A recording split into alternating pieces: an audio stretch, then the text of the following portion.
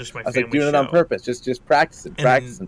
2005, when this show came back, it So exploded. it was interesting Like, to say the now least. all of a sudden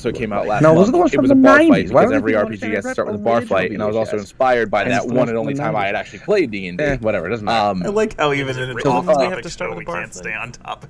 I mean, I feel like it's you need to start with a bar there's fight. this guy, I his mean, I name's really the can't think of Doctor. anything It's very else. A funny bar because fight they or make a joke about it all the village time. getting burnt With down. the I feel like Knights those of are the the two Tenth things Doctor, that happen in sometimes they all go, "Doctor heroes' Who?" journeys. And he's like, So, exactly. yeah, for And the it's most like, part at least. "Aha, But aren't you it- clever, show?" I had written Yeah, down they a couple make of bullet that joke points, a like, lot all right, in cool. the So